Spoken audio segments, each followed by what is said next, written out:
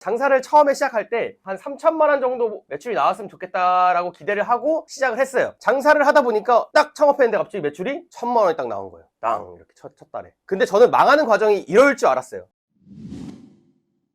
오늘은 그 자영업자가 망하는 과정에 대해서 좀 얘기를 해볼게요. 되게 망하시는 사장님들을 되게 많이 봤어요. 근데 그분들이 의외로 제가 생각했던 방향으로 망하지 않더라고요. 자, 어떤 식으로 망하게 됐는지, 그리고 어떤 식의 과정을 통해서 그렇게 흘러가는지를 오늘 좀 찬찬히 살펴보도록 하겠습니다.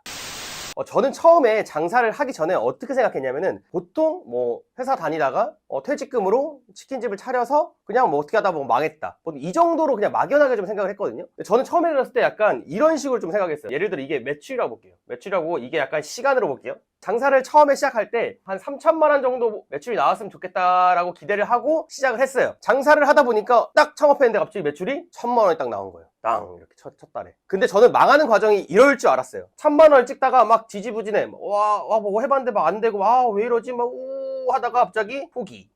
저는 보통 이런 방향으로 대부분 장사가 망하는 줄 알았거든요. 근데 막상 보니까 이런 경우도 물론 있지만 대부분 어떻게 망하냐면은 3천을 기대했어요. 근데 매출이 5천만 원이 나와버린 거예요. 장사 대박 났네. 와, 이제부터 떼돈 벌 일만 남았겠다. 3천을 기대했는데 5천이 나왔어? 와, 라고 해서 저는 잘 될 줄 알았는데 오히려 이런 분들이 더 처참하게 망한 경우가 생각보다 많이 있습니다. 처음에 5천이 나와요. 빵! 어때요? 와, 이제 떼돈 벌겠다. 이제 내 인생의 꽃이 피는구나. 이런 생각을 보통 하게 돼서 막 오픈빨도 있죠. 당연히 오픈빨 때문이 대부분 이러는데 막 뛰다가 갑자기 일정 시점, 대부분 이 일정 시점은 3개월에서 6개월 정도 가요. 슥. 아니야, 오픈빨만 빠졌을 거야. 슥. 왜 이러지? 좀 뭔가 이상한가? 뭐가 문제지? 슥. 좀 심각한데? 왜 이럴까? 뭐가 문제야? 하면서 직원들 자르고 인건비 줄여야겠다. 슥. 자, 이렇게 해서 망하는 케이스가 많아요. 이게 아마도 장사를 해보신 분들은 어떤 느낌인지 이해가 살짝 되시는 분들 있을 거예요. 아니면 뜨끔하신 분들도 있을 거예요. 이런 분들은 어떠냐? 1,000만 원 있을 때 이분들은 오히려 이렇게 이 절박함으로 이렇게 세우는 경우가 있거든요. 이렇게 세우는 경우가 있어요. 이게 왜냐면은 이때 진짜 많은 시행착오를 거치고 많은 걸 노력해보고 왜 안 되지? 뭐가 문제지? 이게 문제인가? 그럼 이렇게 해볼까? 이게 문제인가? 이렇게 해볼까? 많은 시도를 하면서 내공이 쌓여요. 내공이 쌓이면서 일정 부분 갑자기 터지면서 쭉 올라가는 케이스가 물론 있거든요. 근데 문제는 뭐냐면은 같은 매출 지점이더라도 이렇게 한번 무너진 케이스 있죠. 이렇게 한번 무너진 케이스. 자, 여기서 다시 올라오는 게 이거보다 한 제 생각 10배 이상 힘들어요. 같은 매출 구간에서 같이 올리는 건데 이때는 올리기가 정말 쉽지 않아요. 정말. 자, 왜 그러냐면은 이것 때문이에요. 이 한마디로 하면 사실 이 부분이 이런 분들이 힘든 이유, 그러니까 자영업자가 사실 망하는 가장 첫 번째 이유는 저는 뭐로 보냐면은 자만이라고 봅니다. 자만. 이미 매출이 바닥이니까 자만할 수가 없죠. 엄청난 충격과 공포가 다가왔을 거예요. 이대로 난 망하겠다. 열심히 하시는 분들은 여기서 엄청난 노력을 하고 뭔가를 되게 찾아보고 그러면서 진짜 와, 힘들구나 하면서 어때요? 이제는 손님 한 명 한 명이 되게 감사할 거예요. 이때는. 그건 이렇게 느껴보신 분도 알 거예요. 하루 종일 좀 조용하다가 저녁 7시까지 손님 없어. 그러다 갑자기 한 7시 반쯤에 첫 손님 딱 오잖아요? 게시를 딱 하는 순간 너무 반가워요. 어서오세요. 반갑습니다 하면서 약간 엄청 환대해 주거든요. 그런 감사함을 깔고 있어요, 이분들은. 그러다가 일정 부분 노력을 하다가 터지면은 이때는 오히려 탄탄하게 흘러갈 수 있어요. 근데 이분들은 문제가 뭐냐면은 내 노력이 물론 자리를 보고 인테리어를 확인하고 이런 것들도 노력이지만 내 그 노력에 대한 보상이다라고 인식을 해버려요.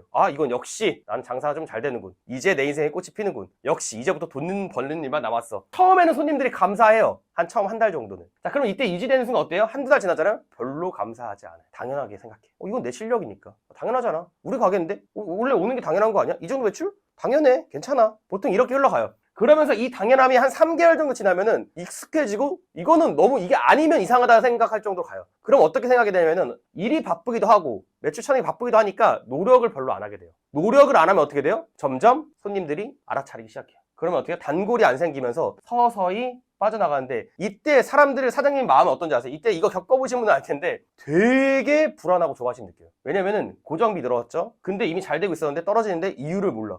왜 그러지? 오픈발만 빠졌나? 그때도 한두 달. 근데 그때 됐을 때 또 몰라. 왜 그러지? 이유가 뭐지? 그냥 이렇게만 생각을 하는 경우가 꽤 많아요. 이때 빨리 정신 차린 다음에 뭔가를 손님을 위한 방향으로 계속 노력을 하게 된다면은 조금 달라질 수 있어요. 좀 달라질 수 있어요. 중간에 한 이쯤에서 가다가 멈출 수도 있죠. 이렇게. 근데 그거를 정신 차리지 못해서 가시는 분들은 이렇게 쭉 내리막길 가다가 안 되는 경우가 꽤 있습니다. 제 인생만 돌이켜보더라도 저는 가장 큰 시련이 왔을 때는 항상 제 마음속에 자만이 꼽힐 때였거든요. 그리고 저는 옛 말을 좀 드는 편인데 이건 아마도 아실 거예요. 인생의 3대 불행 중에 하나라고 하거든요. 대부분 들어보셨을 텐데 소년등과 이거 한 번쯤은 들어보셨을 거예요. 이게 뭐냐면은 어린 나이에 과거에 급제한 경우, 이게 3대 불행 중에 하나래요. 중년에 아내를 잃는 것, 노년에 가난한 것. 이 3대 불행 중에 하나인데 소년등과 이게 가장 의외예요. 사실 나이 들었을 때 가난하면 당연히 불행하겠지. 중년에 아내를 잃으면 당연히 불행하겠지. 근데 제일 이해 안 되는 게 뭐예요? 어린 나이에 과거 급제를 하면 불행하겠지. 이게 말이 돼요? 어린 나이에 사 먹고 싶었어 하면은 불행하겠지. 이게 말이 돼요?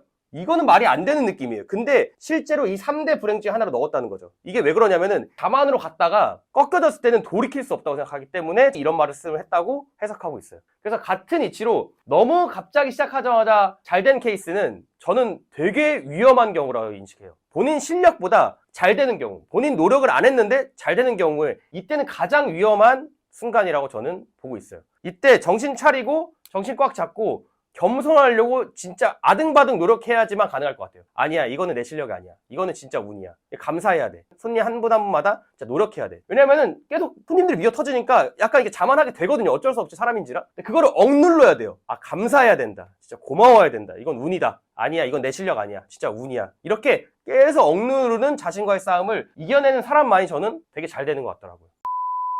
그래서 이런 과정들은 지금 제 주변에서 성공하신 분들이 뭐 이렇게 간혹 있을 거잖아요. 그분들 들어보면은 이런 과정들을 다 한 번씩 겪으셨어요. 자만은 다 한 번씩 해보셨더라고요. 그러다가 정신 차리고 한번 망해보고 그 다음에 겸손한 마음으로 준비하셨을 때 다 잘 되셨어요. 그래서 이런 과정들은 인간의 본능이기 때문에 뭐 그 사람의 잘못이다라고 생각을 하지 않고, 저도 그런 마음이 있기 때문에 모든 사람들, 이걸 보시는 아마도 99%의 사람들은 이랬을 때 자만할 거예요. 본성이에요. 그렇지만 그거를 누르려고 하는 노력은 전 또 다른 거라 생각하거든요. 그런 노력을 무조건 해줘야 된다라고 생각을 합니다.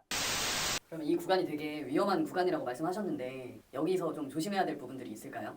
자, 이 순간에 사장님들이 하는 실수가 뭐냐면은, 대표적인 실수가 있어요. 이 구간에서. 이게 뭐냐면은, 자, 두 가지를 해요. 차를 바꿔요. 아직 그때가 아닌데, 아직 투자금에서 못했는데 갑자기 차가 외제차가 바뀌어요. 자, 두 번째, 명품을 삽니다. 아직 그럴 때 아니거든요. 폭죽을 터뜨릴 때가 아니에요. 근데 아직 초반인데 이 두 가지를 하는 경우는 마음속에 자만이 깔린 케이스. 투자금 회수하고 해도 늦지 않았잖아요. 시작하기 전에는 그런 마음이 아니었잖아요. 그때는 좀만 견디고 1년은 고생하자, 이런 마음으로 시작하셨잖아요. 근데 기대보다 잘 되니까 3개월 만에 이런 행동들을 하게 되는 경우가 있습니다. 이러시면 안 돼요.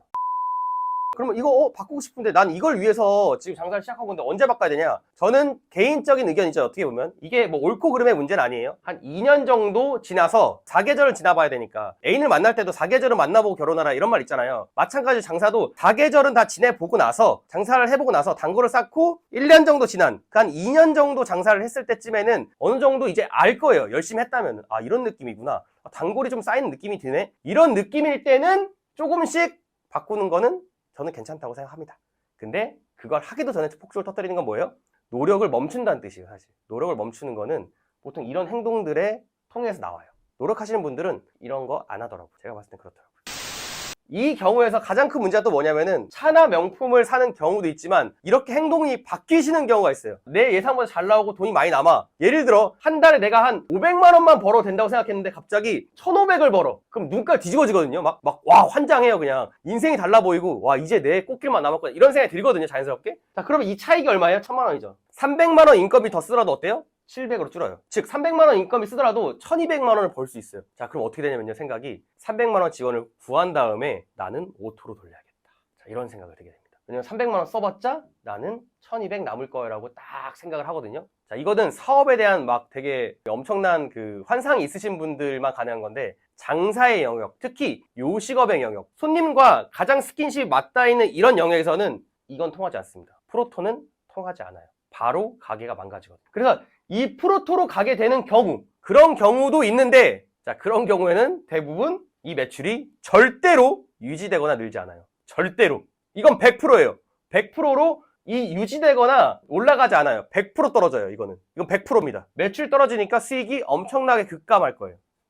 이거는 99%가 아니라 100%라고 보시면 돼요. 그런 경우가 있어서 사실 프로토로 가겠다. 내가 좀 더 편해져야겠다. 일정 부분은 양보할 수 있어요. 예를 들어 오픈 준비가 좀 힘들어지면 매출이 너무 많이 나오니까 오픈 준비 때는 좀 알바를 써볼까? 뭐 이 정도 타협은 뭐 당연히 괜찮은 것 같아요. 왜냐면은 퀄리티를 올리려고 하는 노력이니까. 그런 노력은 괜찮은데 내가 빠져나와서 나는 쉴 거야. 나는 일 안 하고 코 풀 거야 라는 마인드로 가게 되면은 자만이 낀 거거든요. 그러면은 꼬꾸라지는 경우가 많습니다. 그러니까 손님을 만족시키기 위한 행동으로 가야지 내가 편해지려는 방향으로 가시면 안 돼요.